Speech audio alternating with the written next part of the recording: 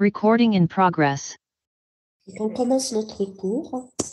Bonjour tout le monde, j'espère que tout le monde va mieux en cette période de pandémie.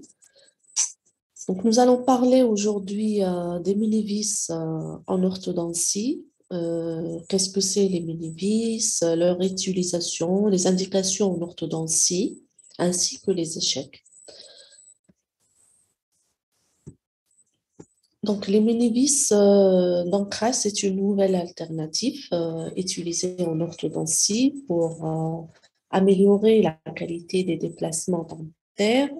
Donc, ces dispositifs sont appelés aussi mini-vis ou mini-implants ou encore en anglais les TAID, donc Temporary Anchorage Device. C'est des ancrages squelettiques temporaires. Donc, leur durée en bouche est limitée de 4 à 12 mois. Donc, c'est un ancrage temporaire qui offre une qualité d'ancrage absolue, contrairement aux ancrages conventionnels utilisés en orthodontie auparavant. À titre d'exemple, l'ancrage alvéolo-dentaire est assuré avec l'arc de Nance, l'arc lingual, par exemple. Nous avons aussi les FEB, les forces extra-orales avec appui péricrânien. Donc, c'est des ancrages conventionnels. Là, les mini-vis procurent un ancrage squelettique temporaire, que ce soit au maxillaire ou à la mandibule, et avec un ancrage absolu. Donc, c'est un ancrage maximum et qui nous permettent de réaliser des déplacements en orthodontie, des déplacements difficiles, voire qui étaient impossibles en technique conventionnelle.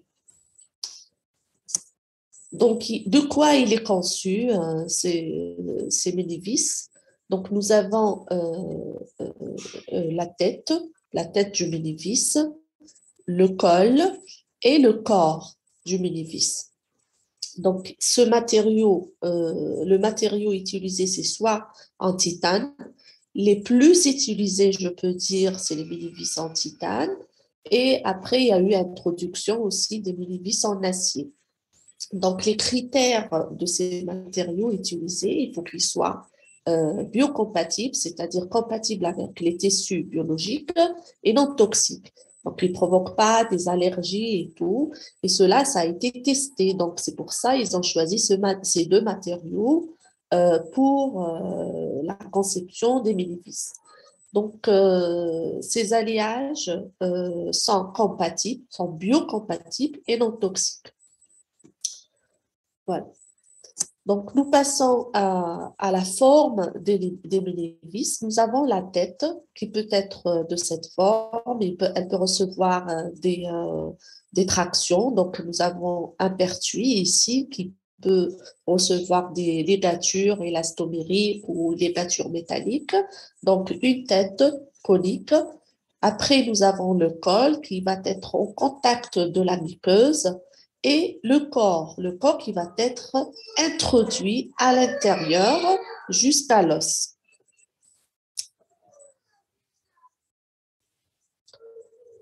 Donc, la tête sera visible, elle restera visible et c'est elle qui va recevoir la traction, comme vous voyez sur cette photo.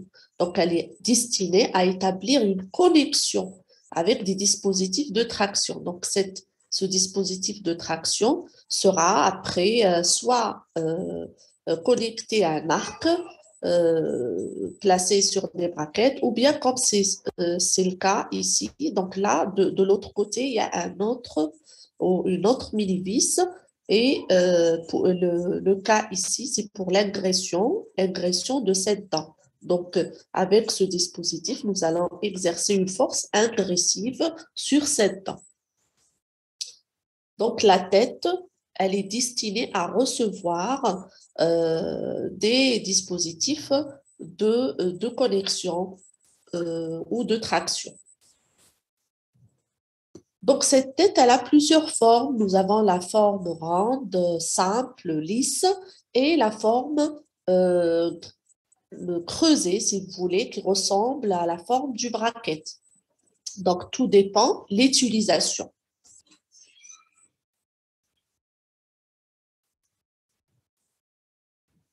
Le col, comme vous voyez ici, le col, c'est la partie médiane.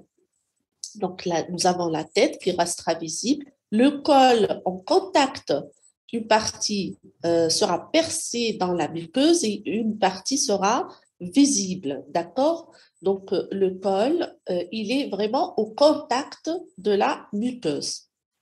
Ce col, bien sûr, pour ne pas créer des irritations ou des inflammations, il doit être lisse. Il doit être parfaitement lisse. Par rapport à la longueur des mini-vis, nous avons plusieurs longueurs. C'est des mini-vis du préfabriqué, vendus avec plusieurs longueurs. Donc, le choix de la longueur dépend de la zone d'insertion. Donc, plus la zone d'insertion est épaisse, plus on peut diminuer la longueur. Donc, on va jouer sur l'épaisseur.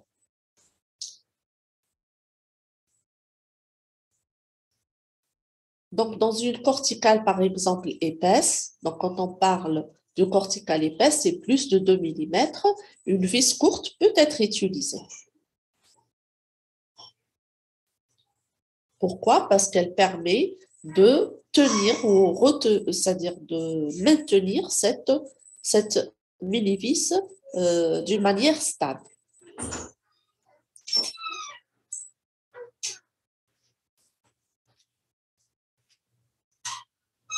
Parlons du diamètre de mini-vis. Le diamètre de mini-vis doit être choisi par le praticien. Tout dépend aussi du site d'insertion. Donc là où on va l'insérer, là où on va le visser.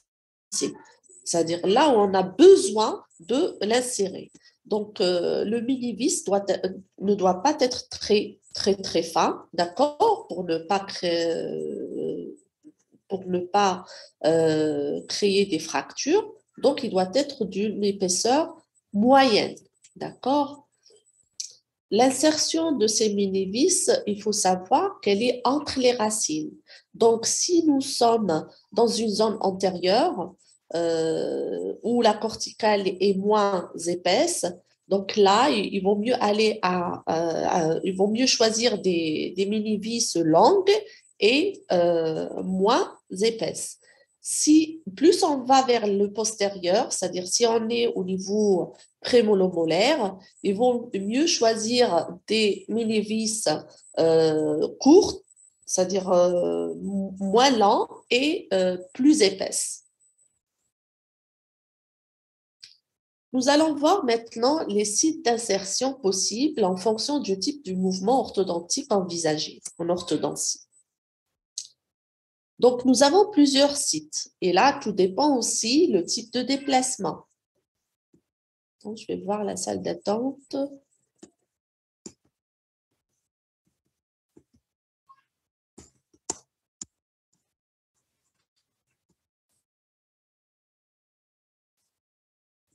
Donc, par rapport au site d'insertion, nous avons les zones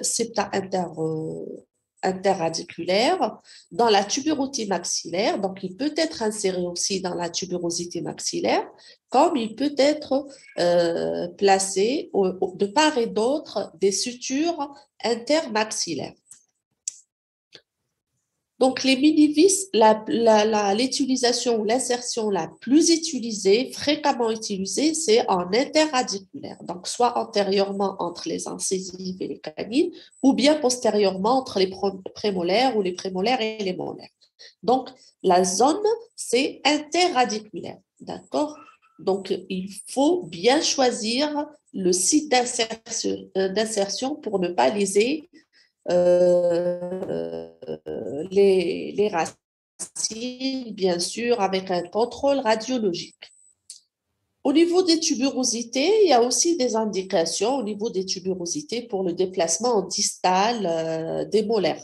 fréquemment, l'indication plutôt la plus fréquente, c'est la distalisation des molaires. Donc, on peut placer des mini-vis au niveau des tuberosités dans l'intérêt et la distalisation des secteurs postérieurs.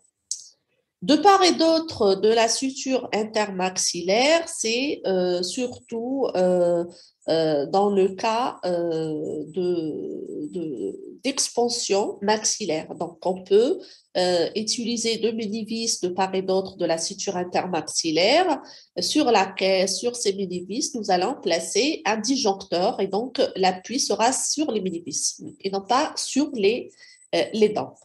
Voilà, et on peut l'utiliser aussi pour renforcer l'ancrage dans la distalisation des molaires. Il y a toujours des retardataires, je vais les accepter. Voilà, très bien. Passons aux indications des mini-vis, des indications proprement dites. Donc là, nous avons sur la photo deux mini-vis placés au niveau maxillaire et mandibulaire dans le but et la distalisation en groupe de dents. Quand vous voyez, le secteur antérieur incisivo-canal est ligaturé en continu. Donc, c'est un mouvement qu'on ne pouvait pas obtenir ou difficilement obtenu avec les techniques conventionnelles. Contrairement avec l'utilisation des mini-vis, ce mouvement est obtenu avec une durée de traitement relativement courte. Donc là, le secteur antérieur est ligaturé en totalité. Donc, nous avons un déplacement en groupe. Et l'appui, là, c'est la mini-vis placée entre la prémolaire et la molaire. Et vous voyez, le site d'insertion ici est interradiculaire. Donc, dans l'espace septa-interradiculaire. De même, à la mandibule, le même mouvement est obtenu par une ligature en groupe du secteur antérieur, incisivo-canin. Donc, vous voyez là, nous avons la ligature en 8, la ligature métallique en 8 de toutes les dents. Donc, ce qui fait que toutes les dents, tout le secteur incisivo-canin inférieur est déplacé distalement en s'appuyant sur cette mini-vis qui est un ancrage squelettique, qui nous offre un ancrage maximum. Si c'était une technique conventionnelle, donc tout ce secteur sera appuyé ou sera, c'est-à-dire déplacé ou dépend d'un ancrage prémolo-molaire. Donc, nous déplaçons les dents antérieures en s'appuyant sur des dents postérieures. Et là, il y aura un effet action-réaction. Donc, sera avec une perte d'ancrage partielle. Tandis qu'avec l'utilisation des mini-vis, et comme c'est le cas ici, le déplacement sera pratiquement sans perte d'ancrage. D'accord? Donc, tout le secteur antérieur sera déplacé en s'appuyant sur un ancrage squelettique qui est la mini-vis. Il faut savoir que les mini-vis d'ancrage sont différents des mini-vis d'implant destinés à recevoir des courants ou à supporter des courants. Donc là, l'utilisation est purement orthodontique. Nous allons passer à d'autres cas. Voilà, sur cette photo, l'indication ici de la mini-vis, donc toujours placée dans l'espace interradiculaire entre molaire et prémolaire, c'est la mésialisation entre la prémolaire et la canine. Donc là, l'indication est la mésialisation de la molaire de la 7 ici. Donc, la 6 est absente. Donc, l'indication est la mésialisation de la 7 pour la fermeture de cet espace et bien sûr pour l'amélioration et l'harmonisation de l'occlusion. Un autre cas ou une autre indication, pardon, je reviens. Voilà. Donc là, les mini-vis d'ancrage sont placés antérieurement, d'accord, entre les latérales et les canines, toujours dans l'espace interradiculaire. Donc, pourquoi? Pour l'ingression, l'indication ici est l'ingression en groupe du secteur antérieure, incisive ou canal. Donc, dans le cas de supraclusion. Donc, quand on a un recouvrement important, un recouvrement exagéré, au-delà de 2-3 mm antérieurement, on peut corriger la supraclusion avec un effet d'ingression en s'appuyant sur 2 mini-vis placés antérieurement. Et si vous remarquez, là aussi, les dents antérieures sont ligaturées en continu. Donc, à travers les cas qu'on a vus jusqu'à maintenant, vous remarquez que le déplacement en groupe de dents est possible avec l'utilisation de cette thérapeutique alternative en utilisant les mini-vis, ce qui permet aussi des déplacements rapides et de raccourcir la durée du traitement. Nous passons à d'autres cas. Là, c'est pour vous montrer que en utilisant les mini-vis, on peut mieux contrôler le déplacement mésial de la molaire. Donc, on peut, là, il y a une chaînette antérieurement, c'est-à-dire du côté vestibulaire, pour la mésialisation et du secteur postérieur. Mais si on applique uniquement la chaînette, suite à cette mésialisation, nous aurons aussi un mouvement de rotation. Donc, ce mouvement de rotation est contrôlé par une mini-vis placée du côté palatin. D'accord? C'est donc pour mieux contrôler les mouvements et pour éviter les effets parasites. Donc, si je résume, l'indication ici, c'est pour éviter les mouvements parasites ou pour un meilleur contrôle du déplacement dentaire en orthodontie. De même, ici, pareil, donc là, la mini-vis est placée du côté vestibulaire, pratiquement dans l'espace d'extraction, d'accord? Donc, on peut placer les mini-vis en regard des espaces d'extraction pour la fermeture de cet espace, donc pour mésialer la prémolaire ou dépend de cet implant ou cette mini-vis.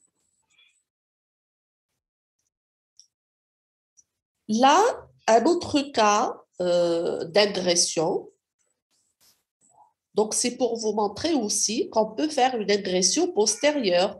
Là, la supraclusion est totale. Donc, on a fait une agression antérieure où ils ont fait, c'est-à-dire la photo représente une agression antérieure et une agression postérieure. Donc, on peut placer en même temps des mini-vis antérieures et d'autres postérieures. C'est des mini-vis temporaires. Il ne faut pas oublier ça. C'est un ancrage squelettique, très important à retenir. C'est un ancrage squelettique, vu que ces mini-vis sont placés au niveau osseux, et aussi temporaire, donc pour une durée de temps limitée. Donc, on les insère, après on les désinsère une fois que le mouvement est obtenu.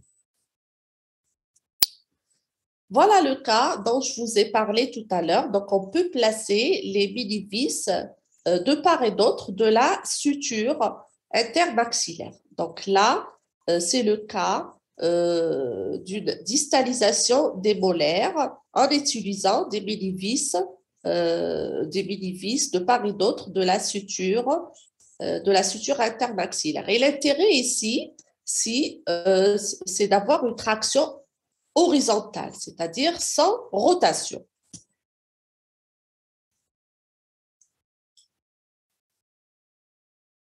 Toujours dans les déplacements ou la distalisation, donc, mais là, c'est une distalisation unitaire, donc d'une seule dent. Donc là, pour ne pas avoir, suite au mouvement de distalisation de la prémolaire, un mouvement parasite qui est l'agression, nous avons rapproché le mini-implant ou la mini-vis de la crête, d'accord? Pour qu'il y ait un mouvement de distalisation sans agression.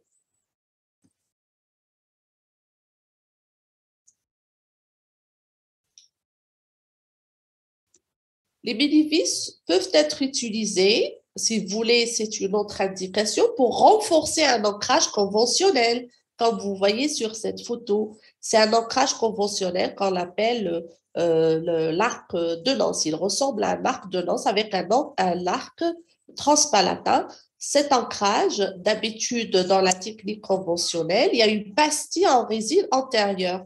Donc là, au lieu de la pastille, une mini-vis a été placée pour renforcer cet ancrage. Et on fait ça généralement quand on a un manque de place très important sur l'arcade et on ne souhaite pas perdre 1 mm de l'espace d'extraction.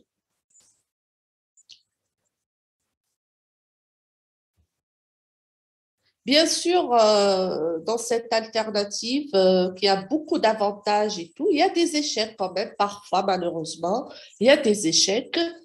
Donc, quels sont ces échecs? Nous avons la mobilité, parfois, la mobilité de la mini-vis et qui peut arriver à la désinsertion de la mini-vis parfois. Parmi les échecs aussi, nous avons les fractures de la mini-vis. Donc, ça commence par une torsion. Donc, généralement, ça se produit quand la mini-vis est très fine. Comme je vous ai signalé au départ, il faut choisir. Le choix de la mini-vis est très important.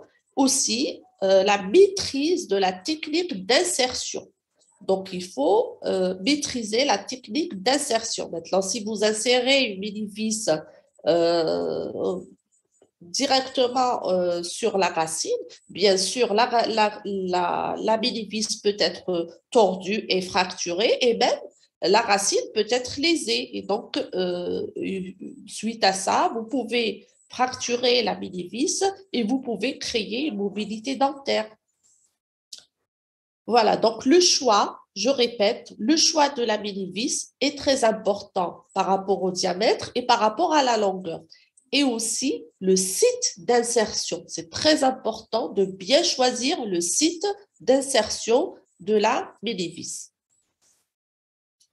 Les infections aussi, parmi les échecs, on peut avoir des infections si la zone d'insertion n'est pas c'est-à-dire l'acte n'a pas été assuré dans une asepsie, c'est-à-dire correcte, ou même si le patient a une hygiène défectueuse, c'est-à-dire il a une maladie parodontale, il faut d'abord traiter sa gencive avant de penser de placer des mini-vis.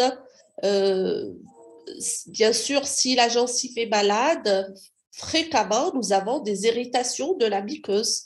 D'accord? Donc, pour éviter tout cela, il faut badigeonner le site d'insertion avec le pétadine, par exemple, avant de commencer d'insérer la mini-vis. Et parfois, on demande aux patients de rincer ou de gargariser la bouche avec un bain de bouche antiseptique avant de passer à l'acte. Les lésions radiculaires. Donc, parmi les échecs, les lésions radiculaires, si le site d'insertion est mal choisi. Donc, vous pouvez insérer une mini-vis par erreur, donc droit directement, c'est-à-dire dans l'axe de la dent.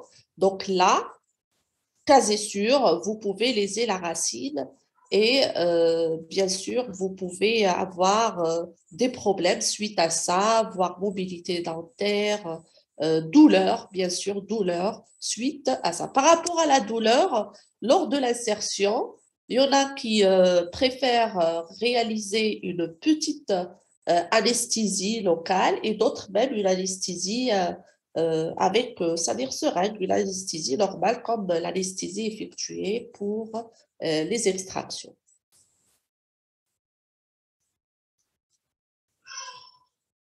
Parmi les échecs, nous avons l'effraction du sinus maxillaire. Et c'est l'échec le plus compliqué quand vous allez, c'est-à-dire utiliser une mini-vis très longue et vous êtes en regard des sinus maxillaires, vous pouvez créer une effraction, c'est-à-dire vous percez le sinus. Et comme vous voyez sur la photo, une partie de la mini-vis est carrément en plein sinus. Donc là, bonjour les infections, plein de problèmes suite à ça. Donc tout ça est dû à la mauvaise appréciation de la morphologie. C'est pour ça qu'on vous dit toujours les bases fondamentales que nous avons assurées dans l'enseignement pendant la première année, deuxième et troisième année est très important pour la suite, pour la pratique. Donc, une connaissance, une maîtrise de la morphologie crânio-faciale est très importante avant de penser à des techniques pareilles. Voilà. Donc, si on veut résumer, parmi les échecs, nous avons l'effraction du sinus maxillaire, la lésion radiculaire, aussi la fracture du ménivis et aussi les infections suite à parodonte affaibli, à une hygiène, c'est-à-dire défectueuse. Les lésions nerveuses, dans les cas les plus graves, on peut avoir une lésion nerveuse si vous êtes à proximité d'un nerf.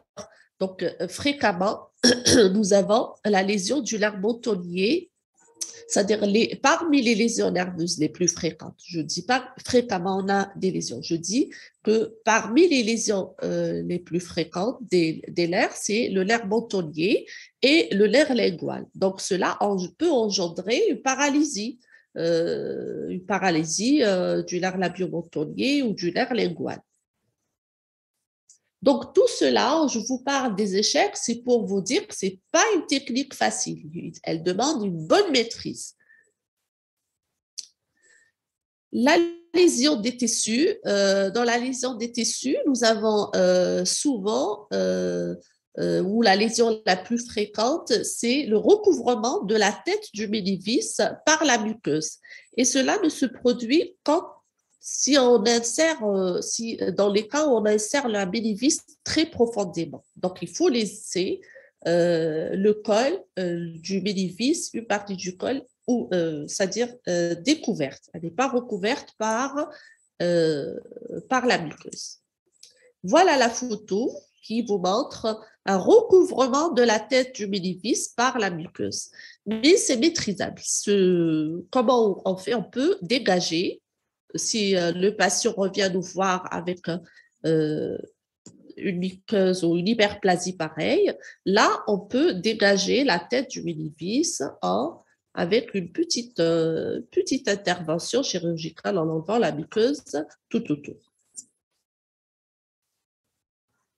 Voilà, on termine avec ça et je vous remercie pour votre bonne écoute. Je suis toujours avec vous.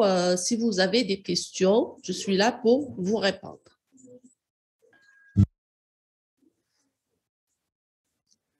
Bon, vous pouvez poser les questions directement ou bien les noter sur la boîte du dialogue.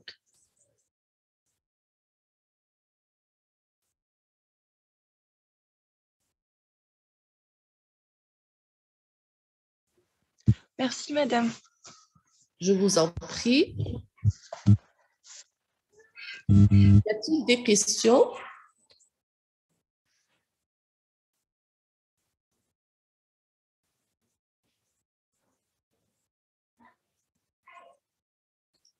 Vous pouvez les noter sur la boîte du dialogue si vous voulez.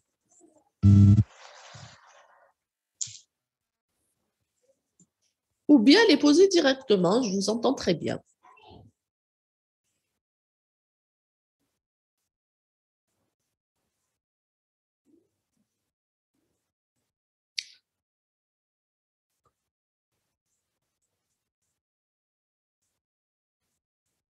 Alors, ce qu'il faut connaître, ce qu'il faut retenir, c'est les indications. D'accord? Les indications et les échecs. C'est très important pour vous et aussi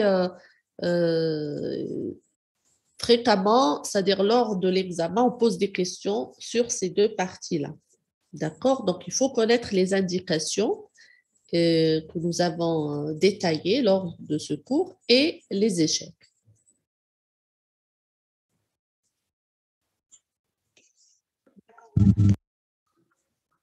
Alors, c'est assez clair, il n'y a pas de questions? Apparemment, non.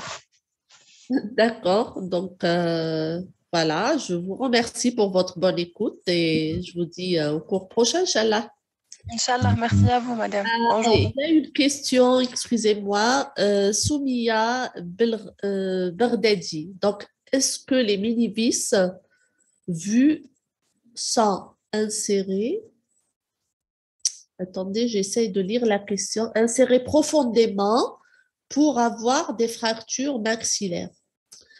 Est-ce que les mini-vis, vu qu'elles sont insérées profondément, non, c'est pas le fait qu'on les insère profondément qu'elles se fracturent. C'est le site d'insertion qui est mal choisi. C'est-à-dire si en insérant cette mini-vis, on touche une racine, c'est clair, la racine, elle est dure. Donc, si on est en face d'une racine, d'une dent, là, elle peut être tordue et suite à ça, elle se fracture. Surtout si la mini-vis est fine, c'est-à-dire d'épaisseur moyennement fin. D'accord? Si la mini-vis est fine, elle peut se fracturer et aussi si elle est fine et dans une zone épaisse, c'est-à-dire postérieurement, la corticale, elle est épaisse. Donc, si on choisit postérieurement, il faut choisir une mini-vis épaisse aussi. D'accord? Même si elle n'est pas longue, c'est pas méchant, mais il faut qu'elle soit épaisse vu que la corticale est épaisse. D'accord? Voilà, donc un choix par rapport au site d'insertion. Donc, le choix est de la mini-vis, c'est tout dépend du site d'insertion et tout dépend le déplacement souhaité aussi. Voilà, j'espère que j'ai répondu à votre question. Sinon, on l'insère, il faut l'insérer jusqu'à, c'est-à-dire jusqu'à avoir uniquement la tête, une partie du col visible.